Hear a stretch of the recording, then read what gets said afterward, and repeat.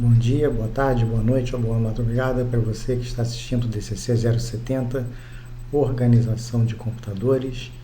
E hoje a gente vai terminar o tópico, o capítulo de hierarquia de memória, falando de 4 tópicos. A gente vai começar falando sobre memória virtual, ou melhor, finalizando o tópico de memória virtual. Depois a gente vai falar um pouquinho das estruturas comuns dos 3 níveis que nós vimos aí da hierarquia de memória, né? E, por fim, a gente vai falar, como sempre, né, num estudo de caso, de situações aí em que o tópico é aplicado no mundo real. No caso, a gente vai apresentar as hierarquias de memória dos processadores Intel e AMD. E, por fim, falácias e armadilhas, como sempre, fechando todos os capítulos. A gente vai dividir essa aula em 3 partes. Na primeira parte, a gente vai falar de memória virtual, ou continuar falando de memória virtual. Depois, a gente vai falar dessas estruturas comuns para a hierarquia de memórias. E, por fim, os exemplos relacionados à aplicação de hierarquia de memória nos processadores da Intel e AMD e falácias e armadilhas. Então vamos começar a primeira parte da nossa aula falando da questão da tabela de páginas. Nós vimos na aula passada que a memória virtual emprega um mecanismo para conversão de endereços que o programador, seja o programador do código, seja o programador do compilador, enxerga em endereços físicos, onde aqueles dados de fato estão localizados na memória principal. Então essa tabela ela faz um mapeamento entre os endereços virtuais e os endereços físicos. Então vamos tentar calcular quanto cada processo precisaria para poder trabalhar com memória virtual, já que eu tenho uma tabela de páginas para cada processo que está executando na minha máquina. Então vamos ver qual seria o tamanho dessa tabela para a gente poder ver qual seria a demanda de memória que esse esquema de memória virtual iria demandar, né, para poder ser implementada, né, para a gente ver o overhead em termos de memória que ela demandaria. Então vamos imaginar uma situação em que a gente tem endereços de 32 bits, como no MIPS, páginas de 4 KB e cada entrada da tabela de páginas tem 4 bytes, né, justamente para poder associar um endereço físico, né, seria o tamanho do nosso endereço físico. Então, quantas entradas nós teríamos? Bom, se a gente pode ter endereços de 32 bits, eu posso enxergar até 2 elevado a 32 endereços virtuais diferentes. Só que cada página tem 4 KB. Então, quantas páginas nós teríamos na nossa tabela? Já que a tabela mapeia um endereço de uma página na memória física. Então, a gente está guardando uma tabela de páginas onde cada entrada está relacionada a uma página de memória. Então, quantas páginas eu teria nessa tabela? Eu sei que eu tenho 2 elevado a 32 endereços diferentes. Em cada página cabem quantos endereços? Eu tenho 2 a 2, ou seja, 4 vezes KB. 2, isso é 1K elevado a 10. No nosso caso, a gente está trabalhando com valores em binário. Então, seriam 2 elevado a 12. Então, quantas entradas eu tenho na minha tabela de página? São 2 elevado a 32 endereços diferentes. Cada página contém 2 elevado a 12 endereços. Então, 2 a 32 dividido por 2 a 12, 2 a 20 endereços de página que cabem ou que devem ser mapeados. Então, eu teria 2 elevado a 20 páginas, eu precisaria de 2 elevado a 20 entradas na minha tabela de página. Como cada entrada tem 4 bytes, então eu tenho aqui 2 elevado a 20 entradas. Como cada entrada tem 4 bytes, eu precisaria de 2 elevado a 20 vezes 4. 2 elevado a 20 é 1 mega. Como são 4, eu teria 4 megabytes. Então, para cada aplicativo em execução, eu precisaria de 4 mega de memória para poder armazenar a minha tabela de páginas. É muita coisa. Imagine que eu tenho aí centenas de aplicações em execução. Então, de repente, eu vou gastar 400 mega, 800 mega só para essas aplicações que ficam executando.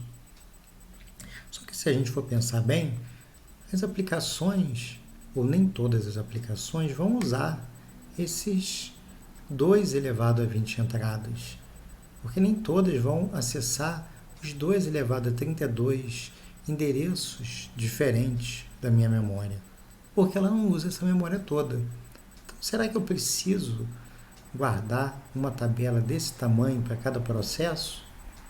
Bom, a pergunta já meio que responde, né? A gente tem técnicas diferentes para tentar reduzir o tamanho do meu armazenamento baseado nessa observação. Bom, a primeira coisa que a gente pode usar é um registrador no hardware chamado registrador limite. Qual é a ideia do registrador limite? É que a tabela se expanda somente quando o número de páginas virtual for maior do que o conteúdo no registrador. Então, eu vou expandindo sob demanda. Eu começo lá com um determinado número de páginas. A minha aplicação precisa de um valor que passa no meu limite, então eu expando a minha tabela e atualizo o meu limite. Eu gerei mais um endereço que passou do limite, expando minha tabela e atualizo o meu limite. Então a gente vai fazendo baseado nesse esquema em que a tabela se expande somente quando o número da página virtual é maior do que o meu registrador limite. Essa ideia é interessante porque a gente só vai aumentar o tamanho da tabela se de fato ela for necessária.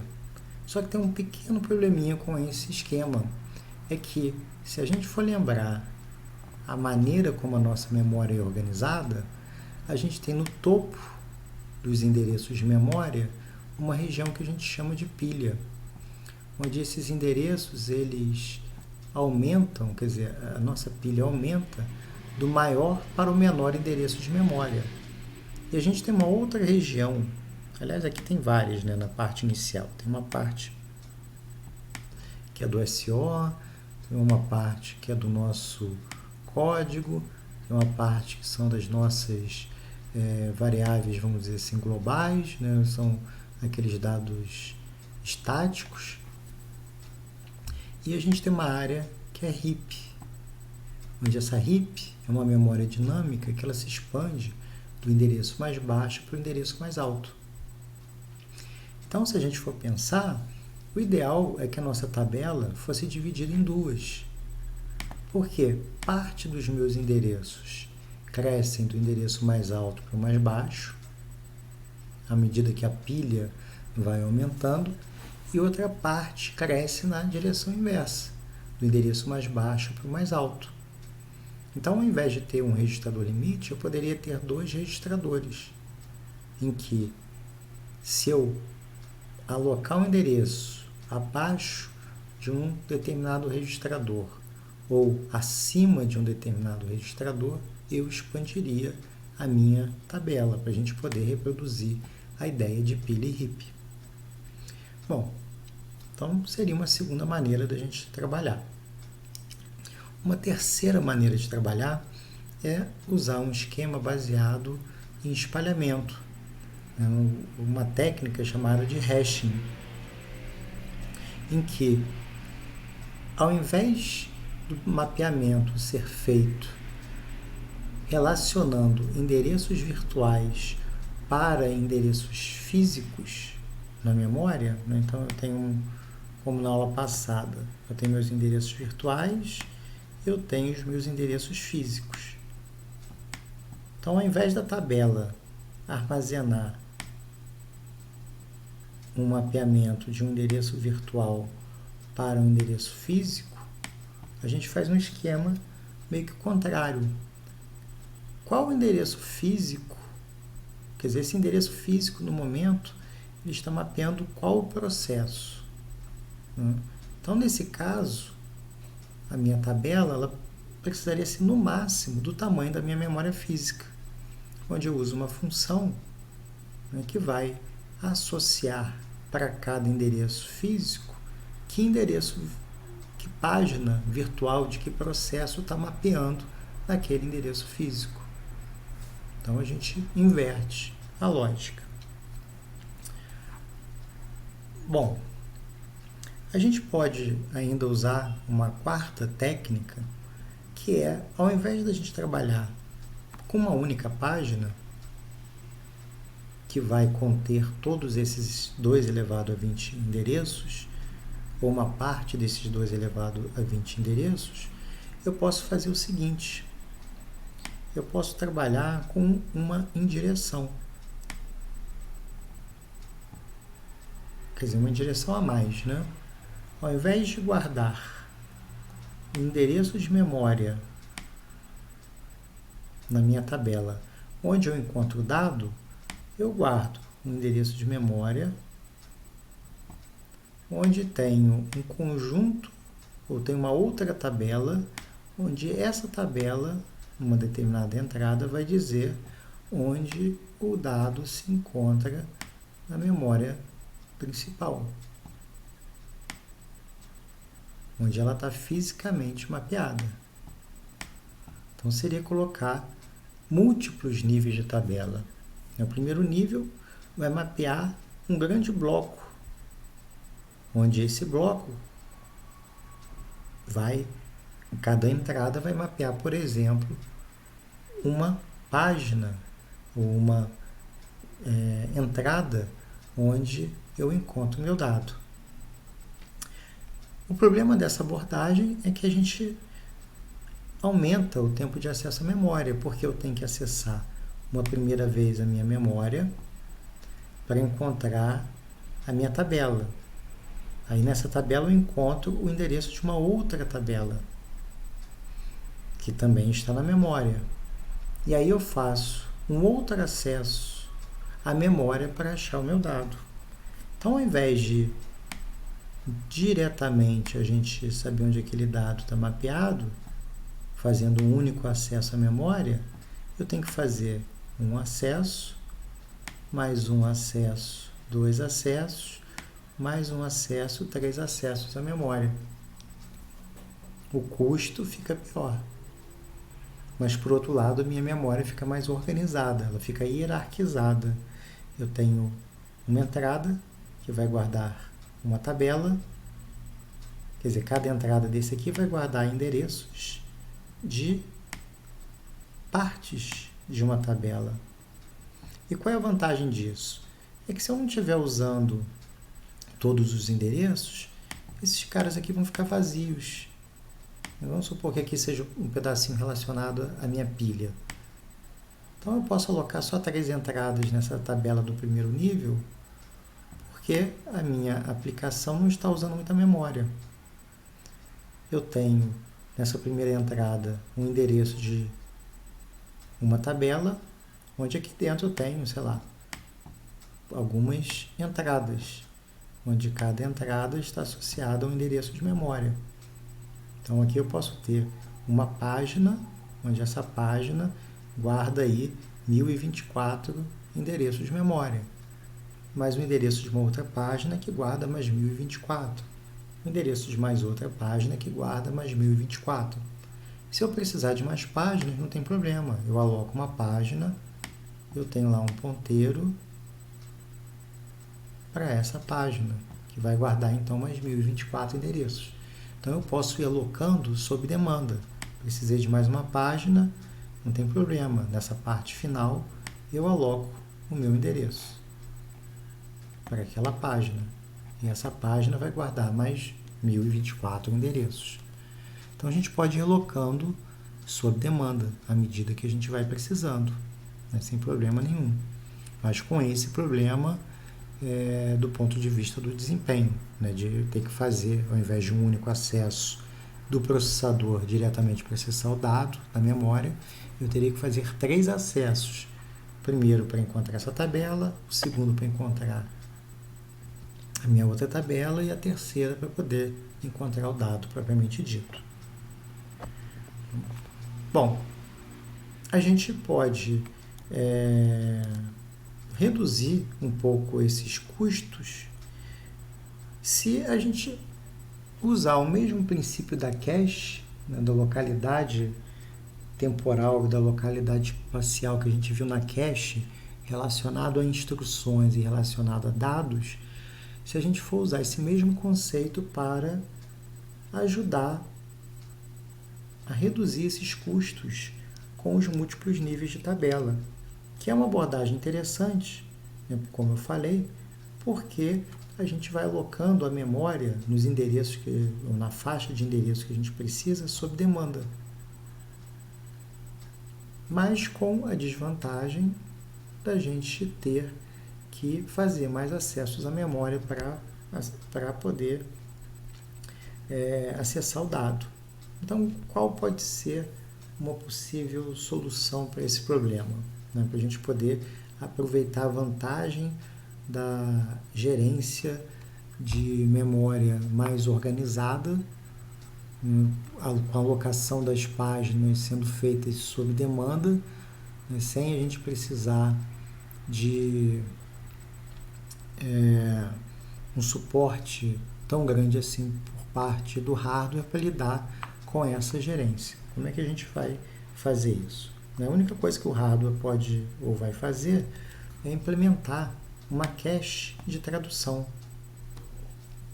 chamada TLB, onde cada acesso à memória que a gente vai fazer, a gente vai procurar nessa TLB, para ver se a gente já tem armazenada a tradução do endereço de página para um endereço físico, né? Então é uma cache que é usada para guardar os endereços mais recentemente usados, evitando que a gente tenha que fazer esse monte de acesso à memória, né, para poder dispor do dado. Com isso, ao encontrar um dado nessa cache, que é chamada de Translation Look-Aside Buffer, TLB, a gente vai dispensar o acesso à tabela de páginas e, consequentemente, a memória, tornando o nosso acesso mais rápido. Então, o que é a TLB? É uma cache que eu vou, a partir do endereço da página virtual, está na aula passada, né? Então, eu tenho, lembrando aqui os meus endereços, eu tenho uma parte dos endereços que dizem respeito do bit 0 ao 11, no caso de uma página de 4K.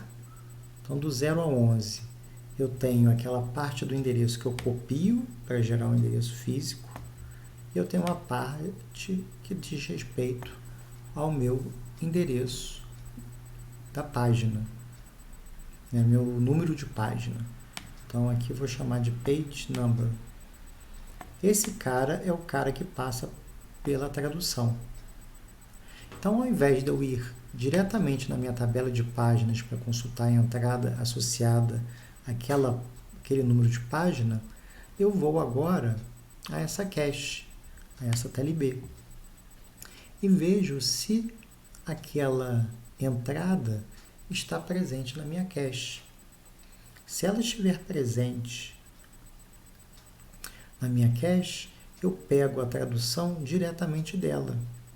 O número da página física que vai compor o meu endereço.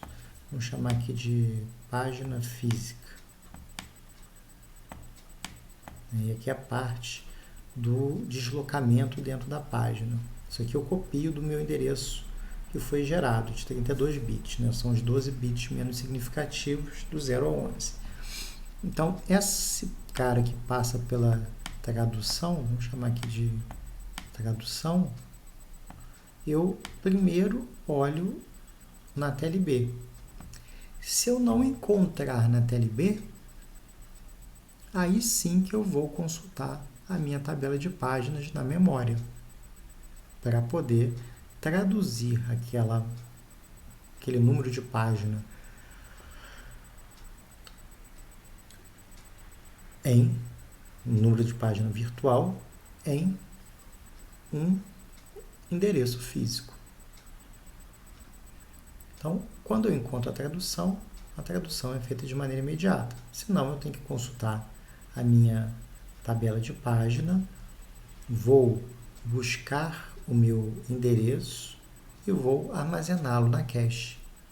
Se ele não estiver presente aqui, eu tenho uma falha de página, chamo o sistema operacional para trazer o meu endereço, a minha página do disco para a minha memória física. Eu atualizo a tabela de página e atualizo a TLB. Assim como a minha tabela de página, eu tenho o mesmo conjunto de bits associados à página. Eu tenho um bit para dizer se a entrada que está presente relacionada a esse tag que está aqui, se ela é válida ou não. Se tiver 0, esse cara aqui pode ser um lixo, então eu ignoro. Se for diferente de 0, validade igual a 1, eu sei que aquela entrada é válida. No caso da tabela de páginas, a gente pode fazer aquele esquema que se a entrada for 0, o meu endereço é o endereço de um setor, de uma posição no disco onde a página se encontra, lá na área de swap. E o valor 1 quer dizer que a página está mapeada. Bom, o bit sujo é aquele bit que diz se a página foi ou não modificada. Quer dizer, se alguma palavra dentre as 1024 palavras que compõem uma página de 4K, se ela foi ou não escrita durante a sua estadia aqui na memória física. Então, esse é o bit DUT. E referência é aquele bit que é usado para a gente saber se vai ou não manter uma página no caso da necessidade de uma substituição. Se a página não foi referenciada mais recentemente, por exemplo, esse aqui está válido, mas não foi referenciado, esse está válido, mas não foi referenciado desde o último intervalo em que eu zerei todos os bits de referência.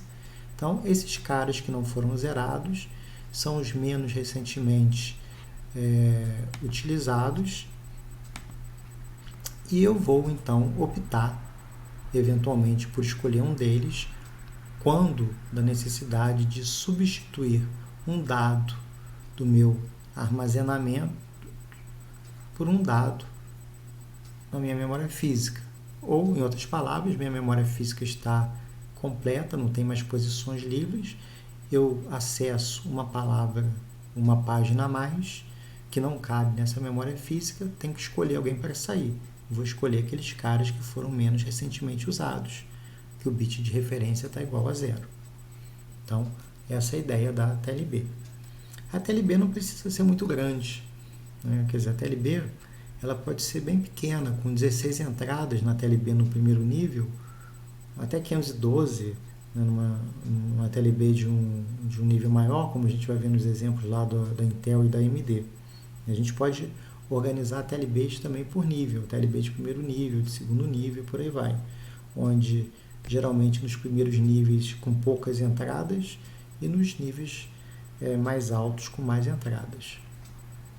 Geralmente, né, como ela é uma cache, ela tem um bloco geralmente de uma ou duas entradas, então eu posso ter acesso a uma página e a página vizinha. Eu já trago para a minha TLB essa conversão da página vizinha, porque é muito provável que eu venha a usar na sequência. Mas vejam que com uma entrada eu já tenho a conversão de 1024 endereços, né? Porque uma página guarda 1024 endereços, guarda 4 KB de dados. Então, uma página já tem bastante localidade espacial aí disponível com ela. Eu tenho as outras vizinhas, as próximas entradas em relação a ela. E por ela ser uma cache, ela tem um tempo de acerto muito curto. Quer dizer, se eu vou consultá-la, em meio ciclo de clock, ou dentro de um ciclo de clock, eu já sei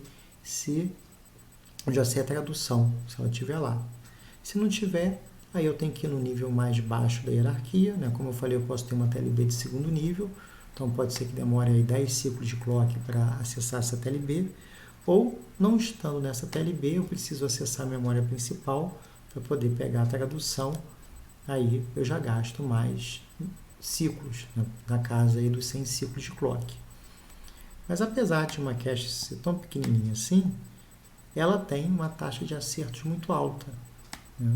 Quer dizer, a taxa de acertos é lá na casa de 99,99% ou 99%, né? Dependendo aí da aplicação. Ou taxa de falhas, né? 1 menos taxa de acertos, aí na casa de 0,01%, a 1% de falhas. Bom, e como é que essas coisas então são integradas? Como é que a gente integra a memória virtual na TLB e a cache também, né? Já que a cache é o local onde a gente consulta os dados da nossa aplicação. Então, tudo isso funciona em conjunto, né? A memória virtual, a TLB e a cache, eles funcionam de maneira conjunta, né? Formando uma hierarquia de memória. Um dado, ela não pode estar presente na cache se não está presente na memória virtual.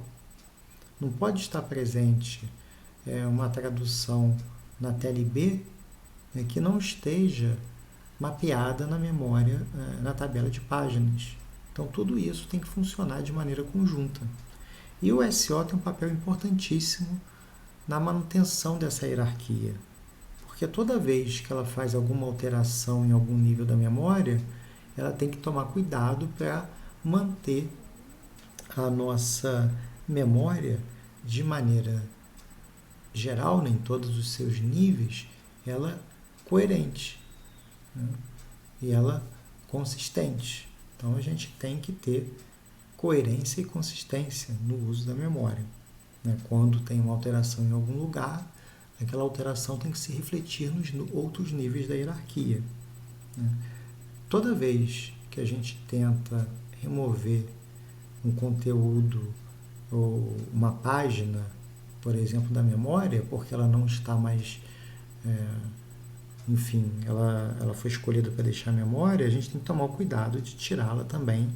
Alguma entrada, se ainda estiver na cache, eu tenho que tirar da minha cache. Se eu for mexer na minha tabela de páginas, eu tenho que refletir essa mudança também na TLB. Então, se eu for tirar a minha página da memória principal, eu tenho que cuidar para que na cache não tenha nenhum endereço que reflita aquela entrada da página que foi retirada e que na TLB também isso esteja refletido, né? Que a minha TLB não reflita um mapeamento que não existe mais. Bom, o melhor dos cenários do ponto de vista do desempenho é quando eu encontro tudo na cache, nas caches, né? Quer dizer, eu vou fazer uma conversão de um endereço, eu encontro o endereço mapeado na TLB, nessa conversão entre endereço virtual e endereço físico na TLB, e com esse endereço eu envio o endereço para a cache, onde eu encontro o dado na cache. Então seria o melhor dos cenários. Só que eu nem sempre tenho esse melhor dos cenários. Em várias situações eu tenho falhas. Eu posso ter falhas na TLB, eu posso ter falhas na cache. E o tratamento de falhas, Ele, no caso da TLB, ele pode indicar duas coisas diferentes. Ou a página está presente na memória, mas eu ainda não mapeei, eu não cacheei esse valor na minha TLB, ou a página pode estar ausente da memória, e aí eu preciso transferir o controle para o sistema operacional para que o sistema operacional possa fazer o tratamento da falha de página, né, do page fault. Bom, o fato de uma falha ocorrer na TLB pode nos levar à dúvida. Qual situação aconteceu? Eu estou com a página presente na memória, mas a entrada da TLB não está atualizada? Ou a página não está presente na memória e eu tenho que passar o controle para o sistema operacional? Então, como é que a gente sabe qual situação aconteceu? Ora, basta consultar a tabela de páginas. Se eu tenho uma falha na TLB, por ela não estar presente na TLB, eu tenho que ir no nível inferior da hierarquia, vamos dizer assim, relacionada ao mapeamento. Ou seja, eu tenho que consultar a minha tabela de páginas. Se a tabela de páginas tiver o bit de validade desligado, significa que a página que eu quero não está presente na memória, ela está em disco. Então eu tenho uma falha de página, tenho que passar o controle para o sistema operacional, para que o sistema operacional traga essa página do disco para a memória principal, escolhendo uma eventualmente para sair, e depois atualizo a minha TLB. Atualizo minha tabela de páginas e a minha TLB para indicar em que página física aquele endereço virtual foi mapeado. Se o bit estiver ligado, por outro lado, basta a gente pegar a entrada na nossa tabela de páginas e atualizar a minha TLB para refletir essa tabela de páginas. Bom, então aqui a gente vai encerrar essa nossa primeira parte da aula. Até daqui a pouquinho com a parte 2.